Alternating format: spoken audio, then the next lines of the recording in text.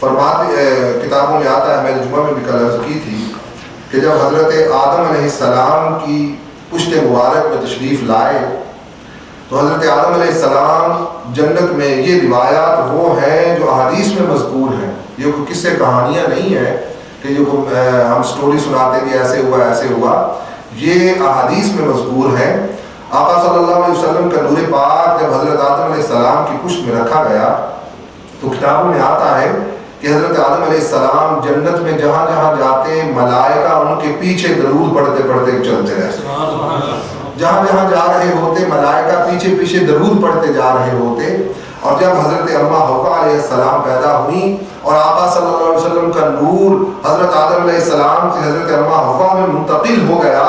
تو روایتوں میں آتا ہے کہ اب ملائکہ حضرت اماں حوا کا طواف کرنے لگے اور حضرت آدم علیہ السلام کی طرف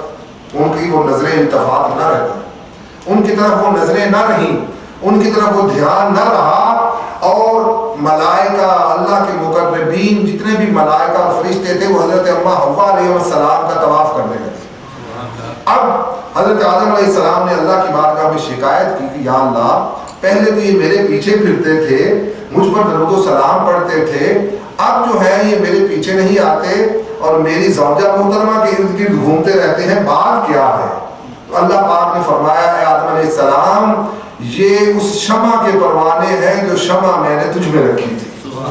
جو نور میں نے تجھ میں رکھا تھا، یہ اس کے پروانے ہیں، اور ان کی ڈیوٹی ہی میں نے یہی لگائی ہے کہ وہ جو میں نے اپنا محبوب پیدا کیا ہے یہ ہر وقت اس پر صلاۃ و سلام پڑھتے رہیں، ہر وقت اس کا ذکر کرتے رہیں، ہر وقت اس پر درود و سلام کے گجرے نچھاور کرتے رہیں۔ حضرت اماں حوا علیہ السلام سے آپ کا جب نور منتقل ہوا تو حضرت شیس علیہ السلام پیدا ہوئے۔ حضرت شیس علیہ السلام، میں نے کل بھی عرض کیا تھا کہ حضرت آدم علیہ السلام کے ہاں جب بھی اولاد ہوتی تو جڑواں پیدا ہوتے، ایک بیٹا ایک بیٹی پیدا ہوتی، تو حضرت شیس علیہ السلام جب پیدا ہوئے تو آپ اکیلے پیدا ہوئے، آپ کے ساتھ آپ کی بہن پیدا نہ ہوئی۔ حضرت آدم علیہ السلام نے اللہ کی بارگاہ میں عرض کی یا اللہ، میرے تمام اولاد تقریباً آپ کے 500 کے قریب بیٹے تھے، فرمایا ساری میری اولاد جو ہے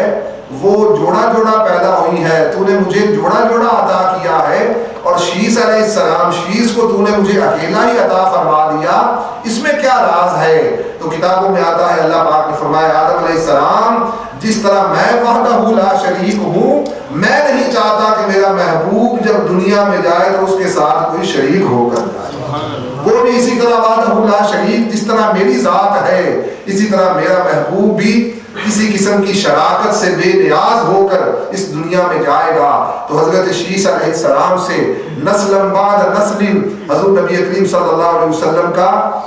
نور پاک چلتا چلتا حضرت عبد المطلب کے پشت مبارک میں پہنچتا ہے، اور حضرت عبد المطلب کے بارے میں آتا ہے کہ مشرکین مکہ جو بتوں کی پوجا کیا کرتے تھے، جب بارش نہ ہوتی تو حضرت عبد المطلب کو لے کر پہاڑ پر کھڑے ہو جاتے اور آپ کا ہاتھ پکڑ کر اللہ کی بارگاہ میں دعا کرتے تو بارش شروع ہو جاتی۔ حضرت عبد المطلب کا ہاتھ پکڑ کر مشرکین مکہ، ان کافروں کا یہ عالم تھا کہ انہیں معلوم تھا۔ اور پھر آتا ہے کہ حضرت عبد المطلب جس باغ سے گزرتے، جس طرف سے بھی گزرتے، آپ کے جسم عطر سے خوشبو نکلتی، اور اس خوشبو کو دیکھ کر، اس خوشبو کو سونگھ کر اس جنگل کے، اس باغ کے پرندے چرندے درندے حضرت عبد المطلب کے آ کر پاؤں کو چومتے اور پاؤں میں آ کر اپنے سر اقدس کو رکھ دیتے، اپنے سروں کو آ کر حضرت عبد المطلب کے پاؤں میں رکھ دیتے۔ اور آپ جب آپ کا نور مطہر حضرت عبداللہ کی پشت مبارک میں جاتا ہے تو کتابوں میں آتا ہے کہ حضرت عبداللہ تمام قریش میں سے سب سے زیادہ خوبصورت تھے، آپ سب سے زیادہ حسین و جمیل تھے۔ اس وقت آپ مکہ مکرمہ کی گلیوں میں جا رہے ہیں تو ایک عورت تھی جو بہت لینڈ لارڈ تھی، پیسے والی تھی، اس نے جب حضرت عبداللہ کو دیکھا تو اس نے کہا عبداللہ میں تجھ سے شادی کرنا چاہتی ہوں، میرے ساتھ شادی کر۔ آپ نے فرمایا کہ نہیں، میں جب تک اپنے والد گرامی سے اجازت نہیں لیتا اس وقت تک میں شادی نہیں کروں گا۔ آپ اپنے والد گرامی کے پاس گئے اور غرضے کہ آپ کی شادی جب حضرت آمینہ رضی اللہ تعالی عنہا سے ہو گئی تو کتابوں میں آتا ہے ایک دن پھر حضرت عبداللہ مکہ کی گلی سے گزر رہے ہیں اور وہ عورت جس کا نام کتابوں میں فاطمہ آتا ہے وہ کھڑی ہے تو اس نے آپ کی طرف نظر اٹھا کر بھی نہیں دیکھا.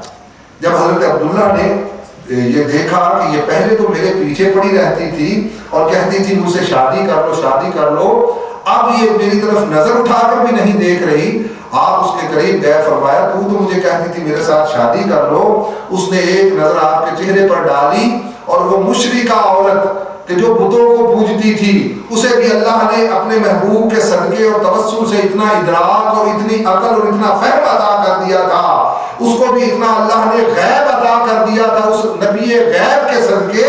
کہ اس نے حضرت عبداللہ کے چہرے کو دیکھا اور کہا عبداللہ جس نور کو میں اپنے رحم میں پالنا چاہتی تھی وہ اب نور تیرے ماتھے میں موجزن نہیں ہے، وہ نور اب تیرے ماتھے میں چمک نہیں رہا، وہ نور اب مجھے نظر نہیں آ رہا. ارے آج حضور کی غیب کے اوپر تبصرہ کرنے والوں ان مشرکین مکہ کو دیکھو کہ جو سرکار کے نور کے قریب سے گزرتے تھے تو اللہ انہیں غیب عطا کر دیتا تھا، جو حضور کے نور کا دیدار کرتے تھے تو اللہ انہیں غیب کی باتیں بتا دیتا تھا.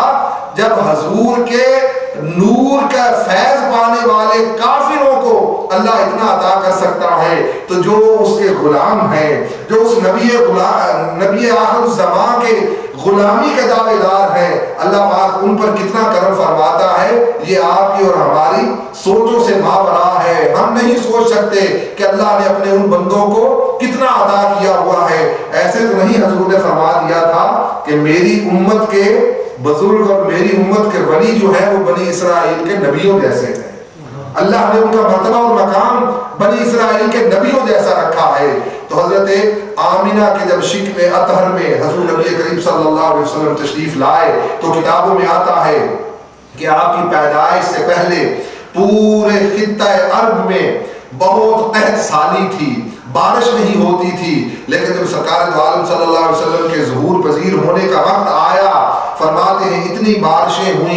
بارشیں ہوئیں کہ ہر طرف سبزہ ہو گیا، ہر طرف پانی ہی پانی ہو گیا. اور اس کے بعد فرمایا کہ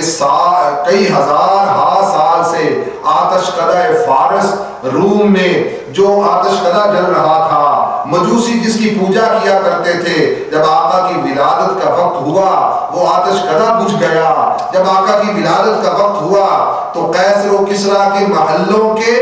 کنگرے اور محلوں میں جو بت پڑے ہوئے تھے وہ حضور کے سجدے کے جھک گئے، وہ جو اوپر پڑے ہوئے تھے نیچے جھک گئے. اور وہ کیوں نہ جھکتے جب اللہ نے اپنے گھر کو حکم دیا